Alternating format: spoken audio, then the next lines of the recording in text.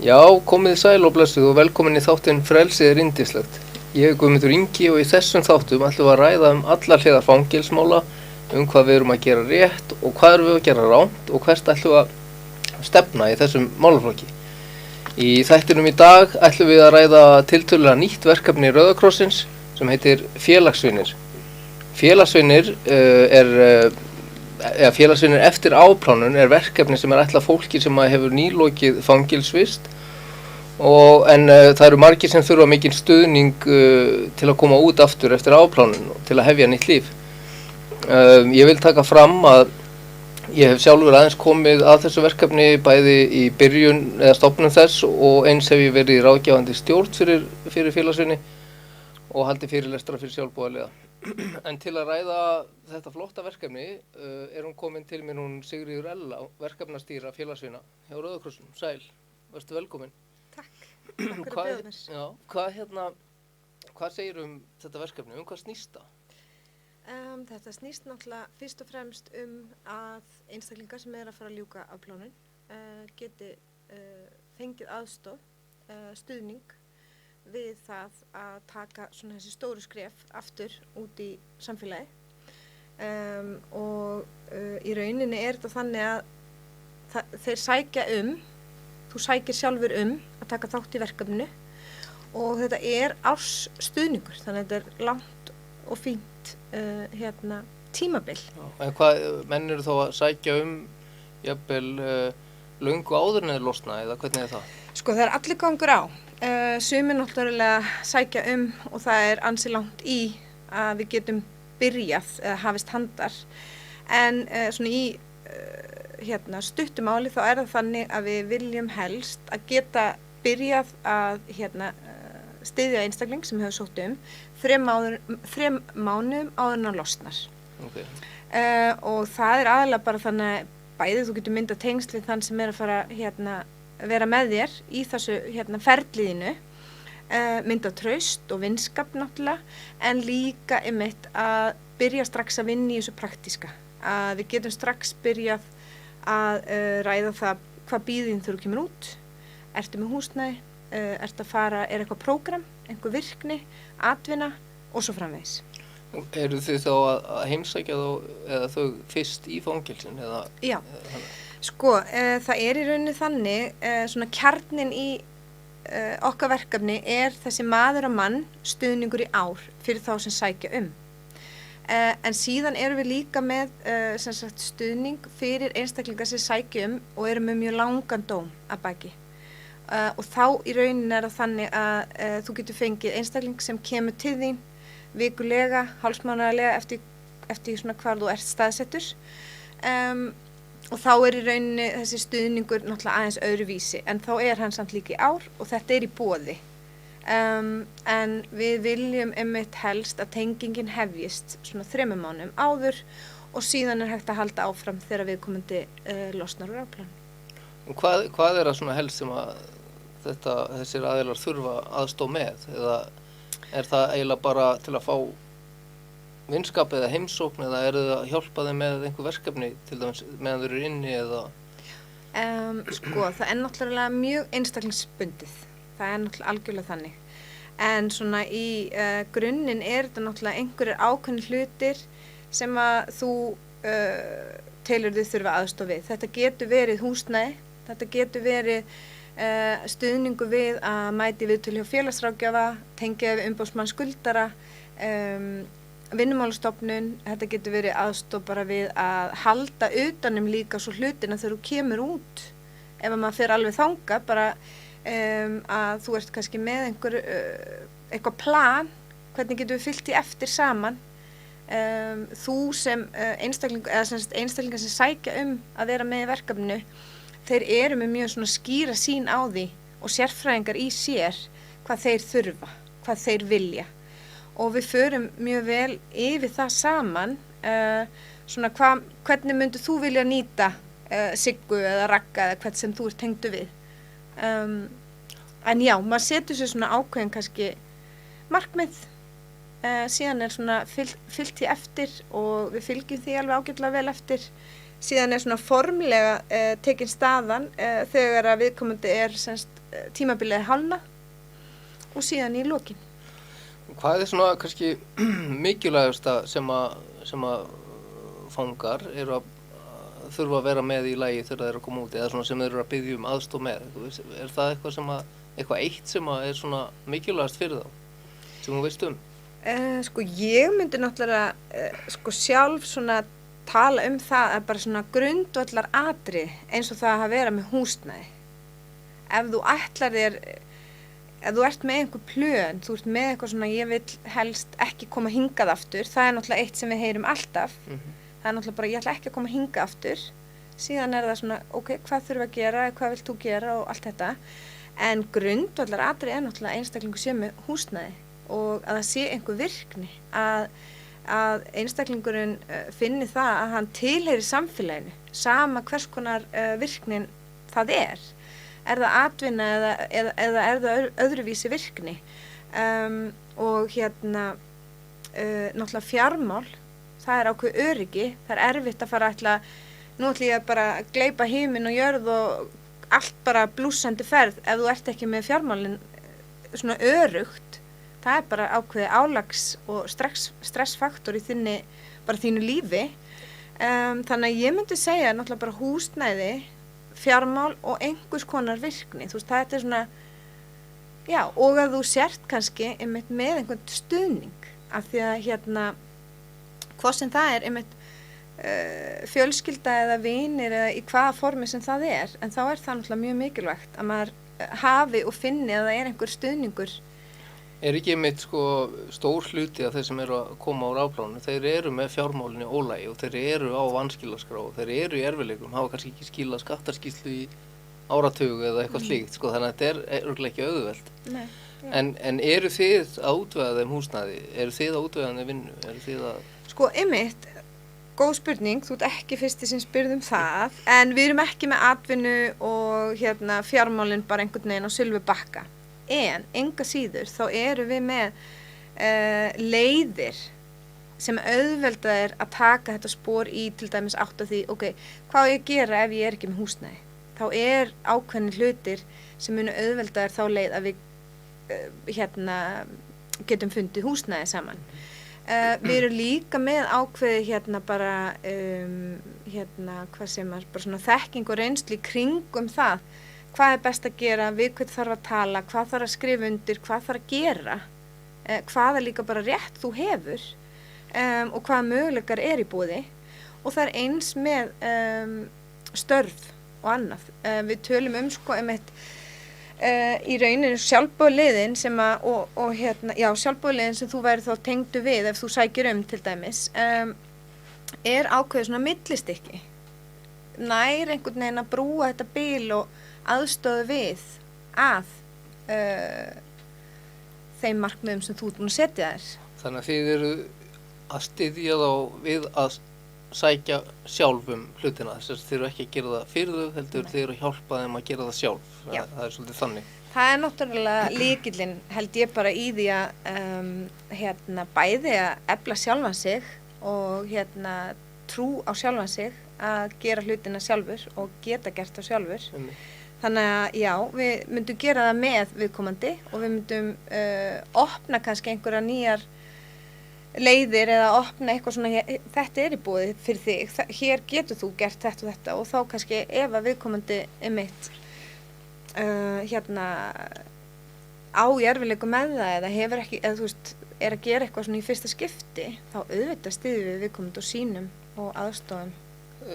Það er auðvitað, þegar menn eru búin að vera í svolítinn tíma í fangelsi þá eru þeir vanir að gera ekki neitt eða raun og veru þurfa ekki að hafa fyrir hlutunum og gera neitt og gleyma og verða svona kannski svolítið félagslega heftir eða annað, eiga erfitt með að gera það sjálfur, þannig að ég ekki trú að þetta er fyrir marga mjög gott að fá smá stuðning.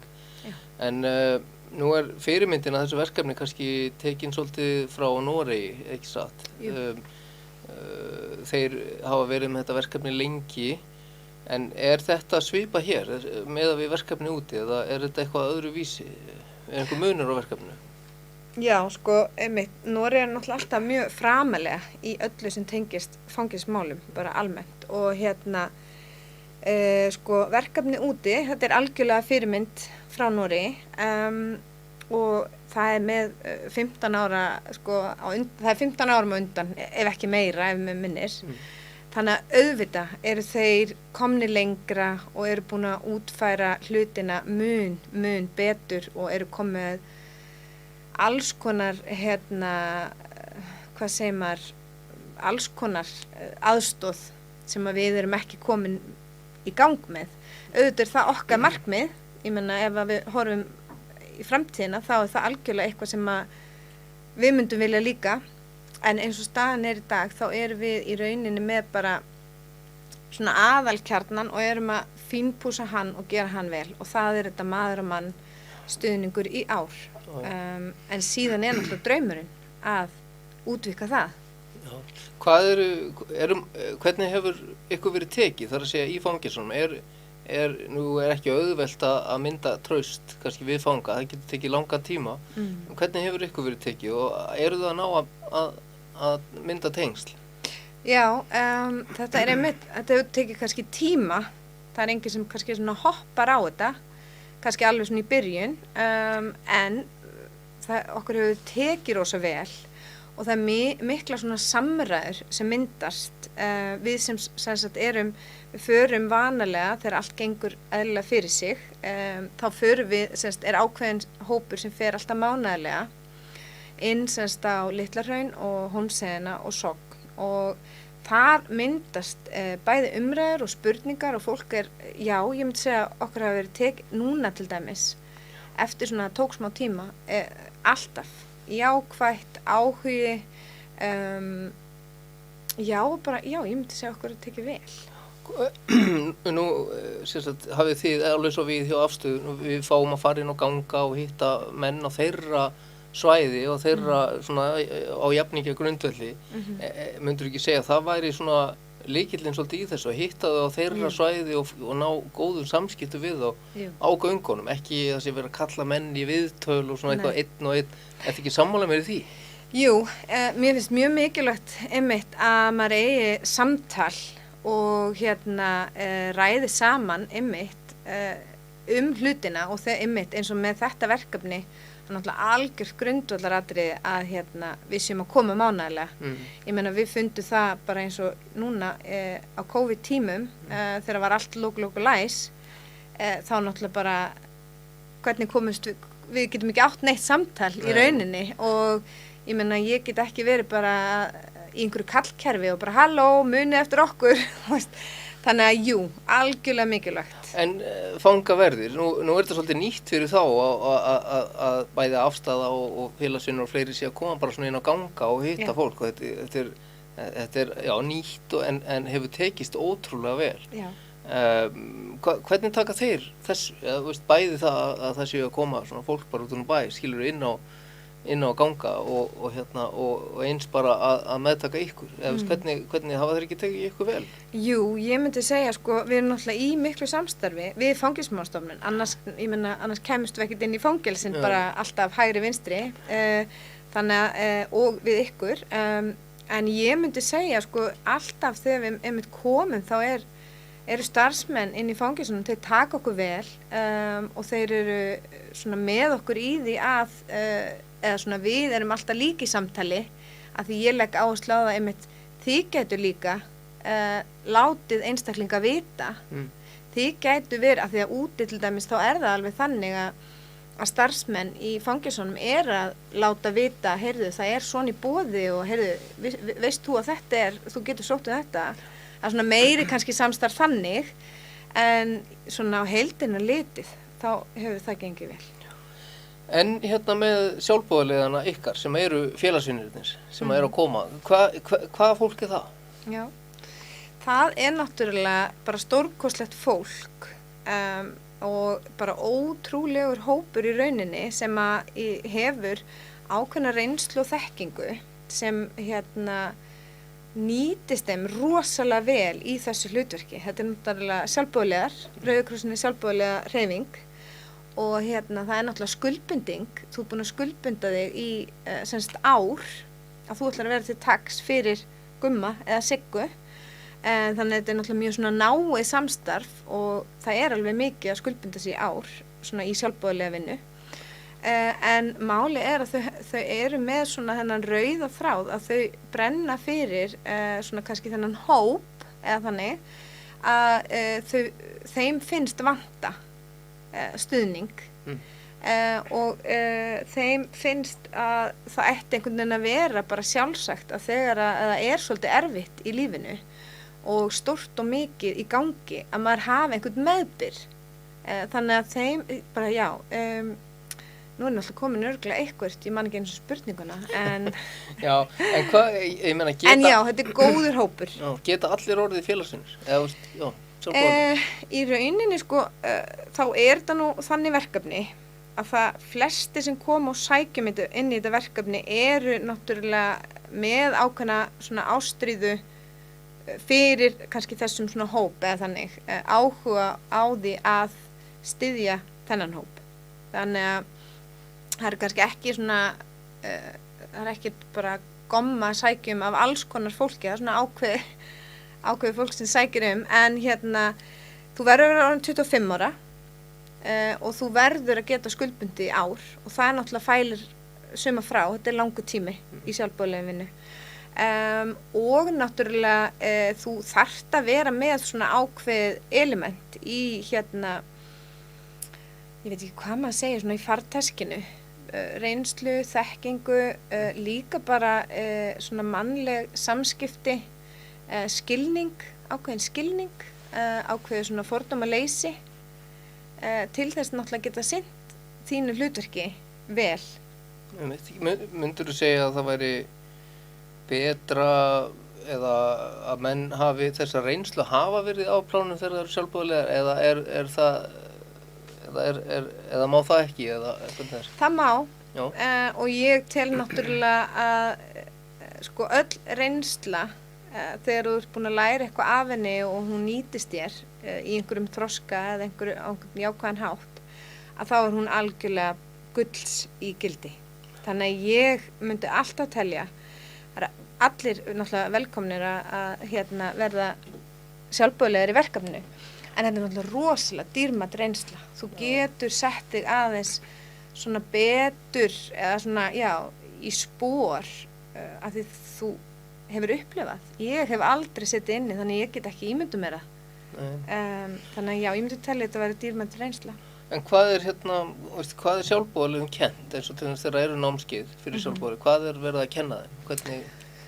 Já, í rauninni náttúrulega alltaf svona stefna og markmið bæði náttúrulega hjá Rauða krossinum af því að þetta náttúrulega Rauða krossin en líka markmið og stefnu verkefnisins til dæmis bara hvað markmið með því að styðja Siggu sem að losna úr afplánum.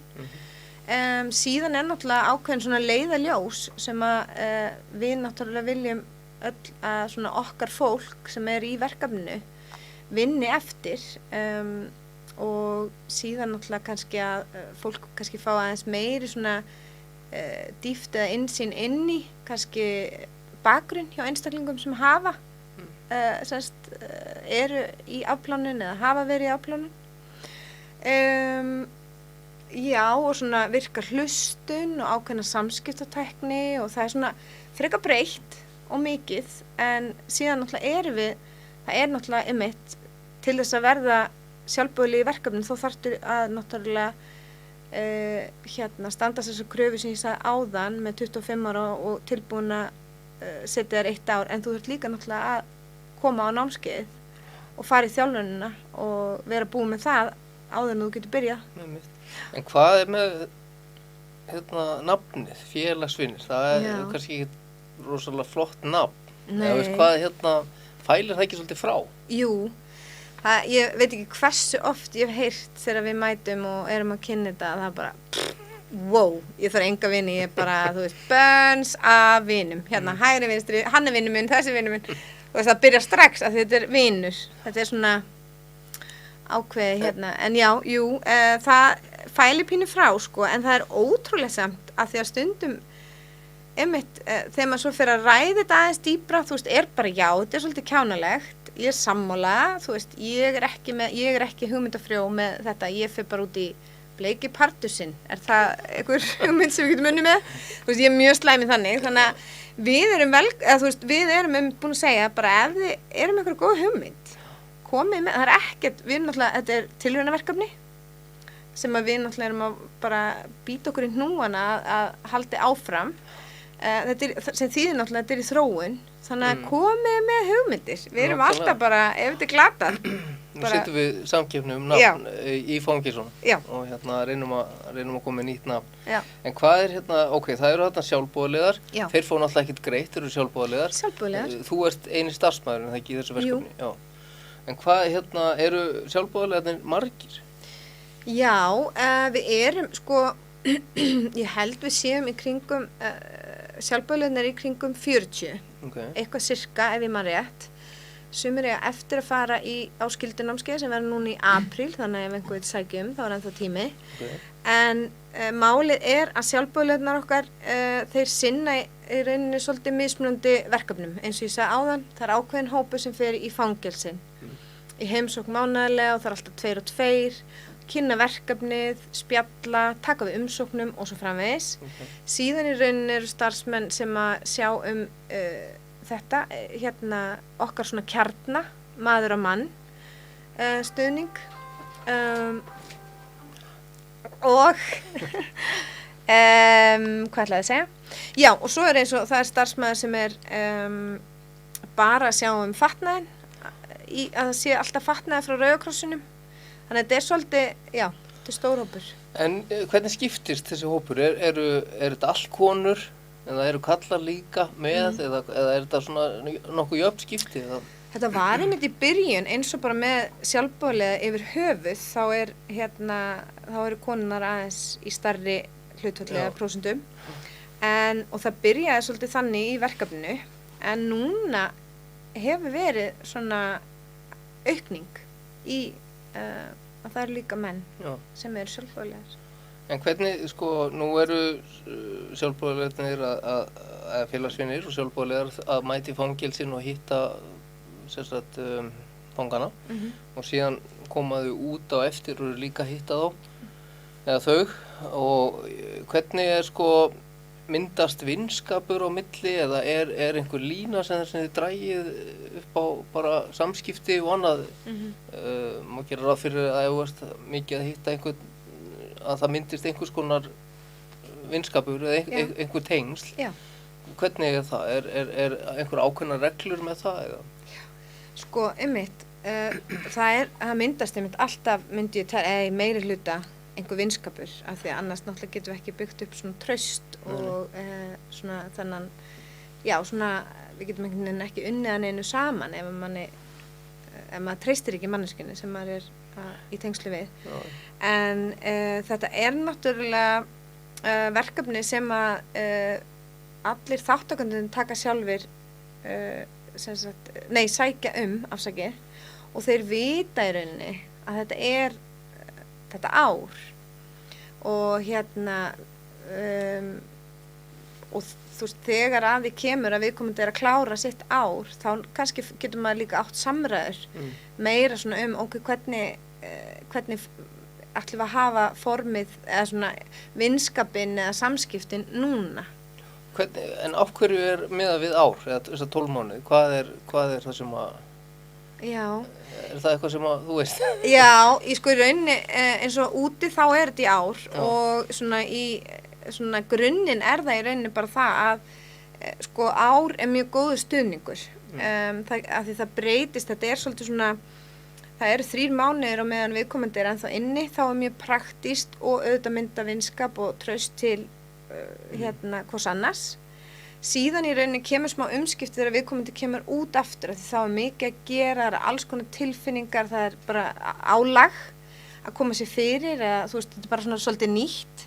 Þá kemur oft einmitt smá aftur svona að maður þarf að púsla sér saman þannig að þá kannski er komið svona hálft ár en maður, þá koma svona 2 mánuðir þar sem við erum að púsla ykkur saman aftur þannig að þá er svo gott að hafa einhvern svolítið góðan tíma eftir það til að vinna líka öðrum þá markmiðum, ekki kannski eins praktískt heldur kannski meira þá eins og virknin og þú veist, hvað er að gerast í þínu lífi daglega, hvernig ertu að ná að halda utan um hlutina og svo framvegis. Þannig að ár er bara mjög fínn tími, svona upp á það. En þeir sem nota þessa þjónustu, fangarnir eða einstaklingar sem eru að losna úr fangelsi, þurfa þeir að greiða eitthvað fyrir þessa þjónustu? Nei, þetta er bara, nei, 0 kall. En hvernig er hópurinn samansettur, þeir sem eru að nýta þessa þjónustu? Ég meina, eru meira af yngri eða eldri, eru meira konur eða köllum, fer þetta svolítið eftir brotaflokkum kannski? Veistu það, eða er til einhver gögn um það? Eða? Já, einmitt, við sko það er náttúrulega minna af konum sem sækja en það er kannski líka bara fjöldin, bara í íslenskum fangelsum. En annars er þetta mjög kannski fjölbreyttur hópur eins og staðan er svona allavega út frá okkar reynslu. Þetta er náttúrulega stuttur tími. Við erum búin að vera síðan í byrjun 2019 með COVID-árinu sem var eiginlega bara ekkert að marka. En þetta er fjölbreyttur hópur og já. Var ég að svara? Hvað var aftur spurningin? Hvernig er hópurinn samansettur? Já, hvernig er hann samansettur? Sko í rauninni þegar þú sækir þetta er umsóknareyðublað, þegar þú sækir þá í rauninni fyrsta skrefið er að ég hringi og við mælum okkur svo mót og við hittumst í klukkutíma eða svona förum yfir, eigum samtal svona aðeins meira svona hvað eru þína væntingar og þín markmið þegar við það er alltaf allt út frá þínu plani, það er notendasamráð bara allan tíman út í gegn og í framhaldi af því þegar við erum komið svolítið svona mynd að því hvað þú ert að pæla og svona þínar hugmyndir og þín plön, þá ertu í rauninni paraður við sjálfboðaliða sem við erum að vonast til að svona þið púslist vel saman, að þið fungeri vel saman. En við kannski fórum með aðeins inn á áðan, en hvernig það að vekja athygli á þessu úrræði hjá föngum? Er það bara í raun og veru með því að labba inn á gangan og spjalla á svoleiðis? Það er ekkert auglýsingar eða bæklingar eða... Nei. En þið ekkert að auglýsa þetta sérstaklega þannig, þið bara komið og mætið og... Já, sko eins og núna staðan þá erum við náttúrulega eiginlega svolítið að vinna bara svolítið frá grunni og eftir COVID árið þá erum við fundum, við þurftum bara alveg að bakka aftur á byrjunarreit. Já. Og það er náttúrulega að eiga samtal við einstaklingar sem gætu nýtt sér þetta og það er inn í fangelsum. Þannig að það er okkar kannski svona staður þar sem við náum að auglýsa þetta svona alveg hands on eða svoleiðis en það ber samt að minnast á það að þetta er í boði fyrir alla ef að maður afplánaði fyrir 20 árum en er einhvern veginn ekki alveg að fóta sig eða næri ekki alveg einhvern veginn að kjarna sig eða hvað sem maður kallar það og telur jafnvel að maður getur kannski nýtt sér þetta, þá er þetta í boði. Og það er hægt að koma þá, þið eru með eitthvað sem heitir opið hús eða ekki? Eða... Nei, það nefnilega einmitt, við vorum með það og í rétt bara einmitt fyrir COVID þá ætlum við að breyta því konsepti í meiri svona virkni hópa þar sem væru færri og þá væri það svolítið í tengslum við þá sem væru að taka þátt í verkefninu og það væri þá í boði fyrir þá sem vildu og það var til dæmis hugmyndir sem við heyrðum frá einstaklingum sem voru að taka þátt og annað að þeir getur kannski nýtt sér það en síðan náttúrulega þegar við ætlum svona að fara að setja kannski einn virkni hóp í gang og sjá hvernig það gengi og vorum búin að setja upp sjálfboðaliða sem getur séð vaktirnar og annað þá skall náttúrulega COVID á og eins og ég sagði það hafði þau áhrif að við erum eiginlega bara að fara aftur á byrjunarreit. Ok, en þannig að það er kannski þá þetta ár sem að hugsanlega verður einhver svona meiri reynsla á þetta. Já. En þið eru með ráðgefandi stjórn, þið eru með fagráð sem eru á bakvið ykkur væntanlega, sem að eru þá á fundum og svona hjálpa ykkur að koma þessu verkefni áfram eða ekki? Jú, við erum með aðila sem eru tengdir inn í þetta, þennan málaflokk og þennan geira og sérfræðingar á sínu sviði og hérna sem að styðja við baki okkur svona bæði einmitt hvað við þurfum að bæta, hvað við getum gert öðruvísi og halda svolítið utan svona að við náum að þróa verkefnið þannig að það sé sem best fyrir þáttakanduna en við erum einnig með náttúrulega einstaklingar sem hafa reynslu og erum í samræði við þá aðila og já, þau, segir maður það ekki, jú, svona hvað þeim finnst vanta, hvað getum við gert betur, hvað vantar upp á. En með fjármagn, hefur ykkur tekist að fjármagna þetta verkefni? Eða hvernig horfurnar með það? Já, einmitt, það náttúrulega alltaf það skemmtilega við mjög margt, það eru peningar. Þetta náttúrulega eins og ég sagði, tilraunaverkefni til 3 ára og við erum í rauninni að renna út á tíma núna 2022 og hérna nú í rauninni bara þurfum við að fara á krafti og bretta upp ermar eða ég og fjármagna. Ég vil halda áfram, mér finnst vera þörf og við viljum það líka. Já, og ég vona einmitt nú erum við búin að við höfum tíma til að fara í tölfræðina því oft segja það meira en eitthvað mín tilfinning og allt þetta. Þannig að við erum að vonast til að tölurnar tali sínu máli og síni fram á að það marg borga sig að hafa allavega í boði stuðning fyrir þá sem vilja. Auðvitað þurfa sumir enga stuðning og það er flott. En fyrir þá sem þurfa stuðning og finnst það vera gott í sinni vegferð, þá er það náttúrulega bara eitthvað sem á að vera í boði. Sigríður Ella, verkefnastýra félagsvina. Takk kærlega fyrir komuna. Já, og takk. Ykkur þakka ég kærlega fyrir að hlusta á þáttinn og við sjáumst í næsta þætti.